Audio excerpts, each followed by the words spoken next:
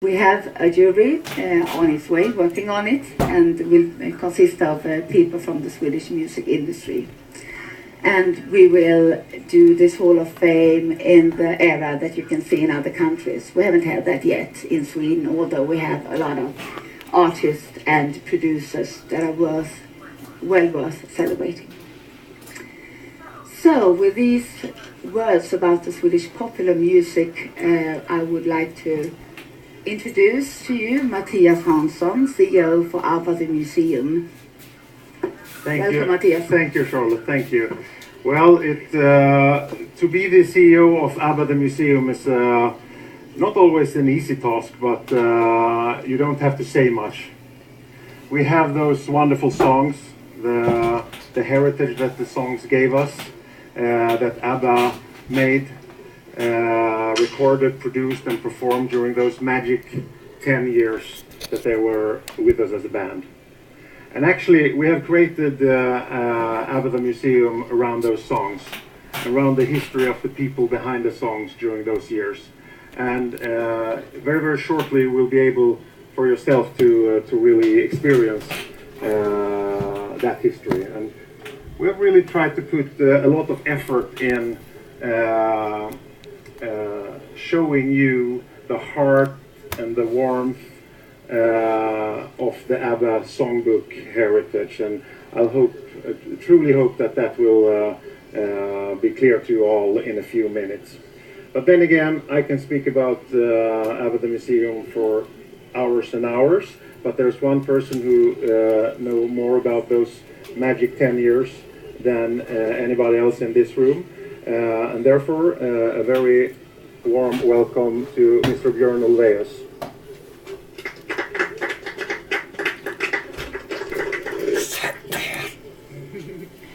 Could have. You know, pop stars. In a short while. Okay, then we continue to talk. Yeah, then we continue to talk. We do, yeah. So, because it's to have ABBA as a huge special exhibition in this house, Swedish Music Hall of Fame. It's very, very. We are very glad to have that, because they had a history before ABBA, and they are still very active within the music industry. You will get some possibilities, maybe not to hear the full tour, but one of the magical things that we're so proud to have here is all the four ABBAs giving their true story in the audio guide. But it's easier for me to introduce Mr. Björn Ulvaeus, and he'll tell you a little bit more about the history. Welcome, Björn. How are you today? I know the history fairly. So now you can be happy because it's me here, and you know that I will not ask you those three magical questions. No? And so, what questions are those? Can you guess? You'll get them later, yeah. Yeah. Now we're here. It has been a long way to get here. Lots of people has asked you guys to set up this ABBA museum, and now it's finally here. Yeah. Can you tell me a little bit more about the road to this day? Well, it was, I think it started almost 5 years ago, when we were asked whether we would say yes to an ABBA museum in Stockholm. And I think we said no from the beginning. But there was, you know, it seemed to us that genuinely the city of Stockholm wanted it. People from city council to tourist board and others convinced us, yes, there should be one in Stockholm. So we said yes. Nothing came of that. But there was an exhibition on tour for a couple of years, and that was always supposed to come back to Stockholm. And once it was decided that where you're sitting right now, this house, was where it was to be, then for this is about a year ago now, it suddenly dawned on me, now it's finally gonna happen. And I knew it's here in Djurgården, a place that I visit so often. Right across the street is where Benny and I have had musicals running, and will in the future, I hope. And it dawned on me that I will be passing this house, I will be seeing it all the time, I will be reminded of it constantly. And it would be so incredibly irritating if it wasn't as good as it possibly could be. So I decided to get involved 100%, which I have been since then. About a year ago it happened. And from a very early stage in your involvement, you told me that if it should be a museum here in Stockholm over ABBA, an important thing for you would be to feel proud when you take your grandchilds here. So how does that feel as of today when we're almost open? Well, walking through it now, I'm immensely proud of what we have achieved. All our wonderful collaborators and ourselves. I mean, there's warmth and there's humor in the storytelling, and it's for real. It is the story of how four young people just by chance got together and finally formed this group. And the story is told exactly as I would, want it to be told. And Catherine Johnson, who wrote Mamma Mia, has been involved in the storytelling, and she is a woman I trust immensely, and she's also done great work. So you are a documented storyteller, that's for sure. Is there any similarities in writing a 3-minute pop song story to setting up a museum, which you sometimes refer to as a fairy tale? Well, it's just a matter of scope, isn't it? I mean, it's 3-4 minutes versus whatever it takes to go through here, 2 hours. But essentially, it's the same thing. And I think of this, as I think of a musical. And in a musical, you have the audience sitting like you are now, and you move the scenes in the order you want to tell them the story. Well, here you have the scenes, but you have the audience walking from scene to scene. Essentially, it's the same technique, I think.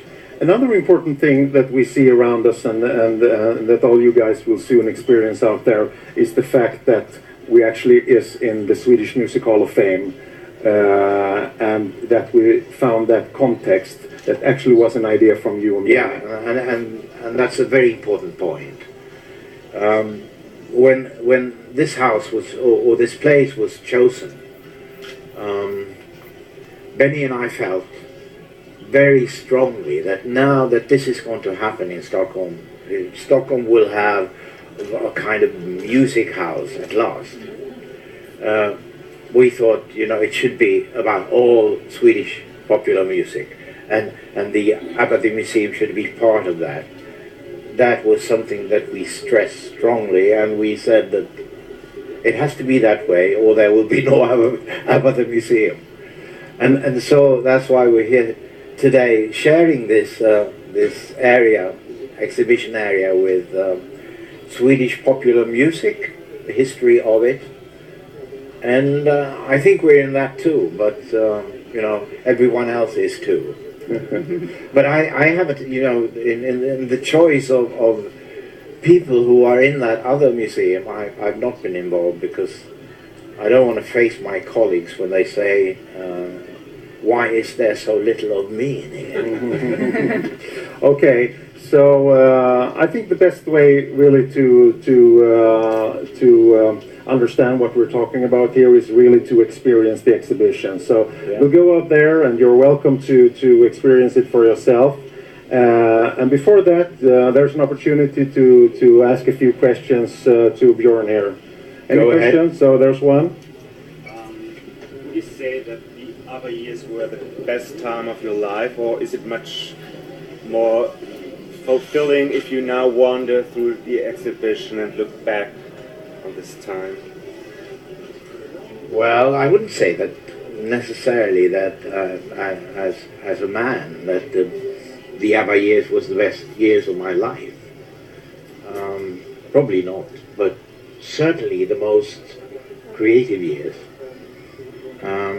Because, well, I think that young people have like a window perhaps of 8 to 10 years. Young talented people who are going to write songs have like a window of explosive creativeness.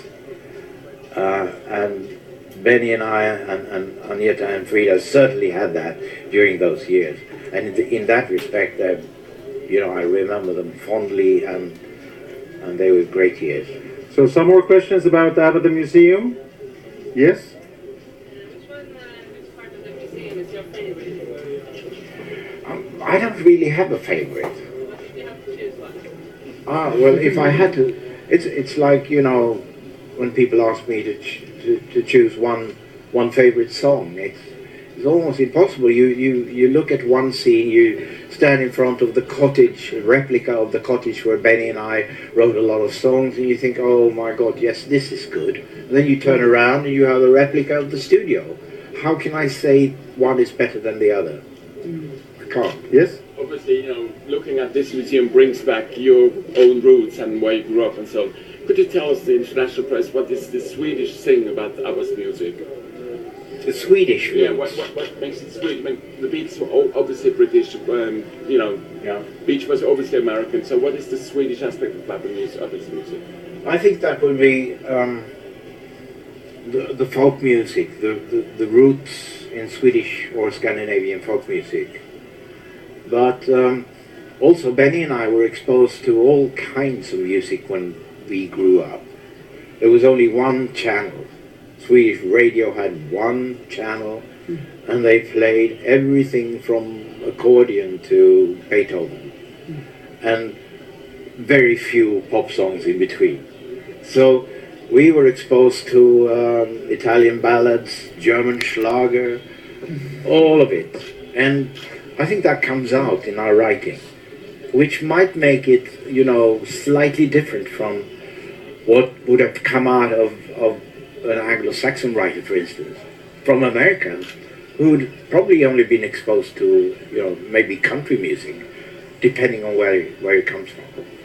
So that's where you hear, and you can hear that sometimes, you know, ABBA sounds a bit exotic, at least to, yeah, I would say exotic to foreigners. And that would be, you know, the folk music, first of all, I think. How you understand that ABBA music is still so popular? A generation grew up 40 years after. How you understand that? And second question, is there any chance that ABBA could show up again together? The first question, why it's still around? Yes, I know exactly, yes.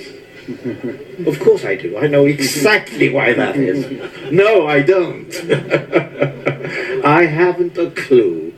I'm, you know, just grateful and enjoying myself and being forever surprised and puzzled by it. Someone else would have to explain that. And no, there will be no reunion. One last question here. Ja, hei, får man prate norsk? Yep. Ja, fint. Du, grattis, du er første av Vestervik med eget museum. Tack så mycket. Ja. Och så undrar jag på, du har ju berättat många gånger om hur du joggat och så hörde du Take a Chance. Är det så att du fortfarande hör Vans hit i huvudet när du workout? I'm still doing my workouts, but well, sometimes, you know, lyrical ideas would pop up.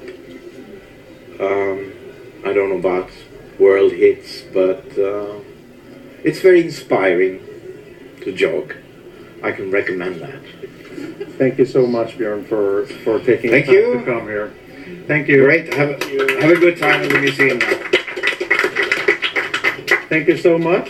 Charlotte?